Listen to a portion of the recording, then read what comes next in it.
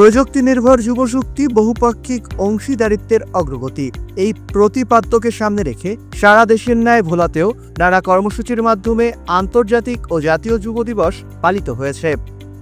মঙ্গলবার 12 আগস্ট জেলা প্রশাসন ও যুব উন্নয়ন অধিদপ্তরের আয়োজনে দিবসটি পালন করা হয়। দিবসটি উপলক্ষে মঙ্গলবার সকালে ভোলা জেলা প্রশাসকের কার্যালয় প্রাঙ্গণ থেকে একটি বর্ণাঢ্য র্যালি বের করা হয়। র্যালিটির নেতৃত্ব দেন জেলা প্রশাসক আজাদ জাহান। এ সময় উপস্থিত ছিলেন জেলা যুব উন্নয়ন অধিদপ্তরের উপপরিচালক মোহাম্মদ রকুন উদ্দিন ভূঁইয়া, গ্রামীণ জন উন্নয়ন সংস্থা GJUS এর পরিচালক মোস্তফা কামাল, উপপরিচালক জাহিদুর রহমান সহ অন্যান্য কর্মকর্তারা।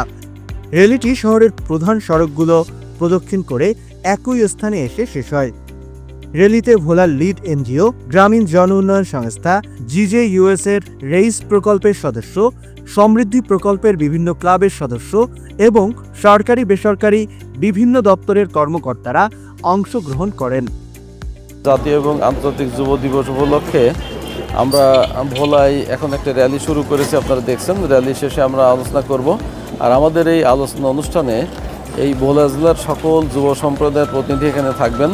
আমরা আজকের এই দিবসের মাধ্যমে তাদেরকে উদ্বুদ্ধ করতে চাই আমাদের বাংলাদেশের উন্নয়নে তাদের ভূমিকা এবং তাদের অবদান আমাদের প্রয়োজন। তাদের সর্বোচ্চ প্রচেষ্টা দিয়ে আমরা সকলে যুব সমাজ মিলে আমরা এই দেশটাকে গড়ব।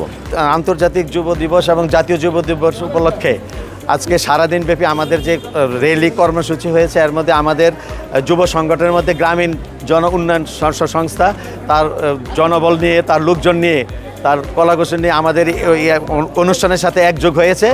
এবং আমি যুব সংগঠনের উদ্দেশ্যে জাতীয় যুব দিবসের তাৎপর্য সুন্দরভাবে পালন হোক এবং আগামী প্রজন্ম সুন্দর বাংলাদেশ গড়ে তুলবে।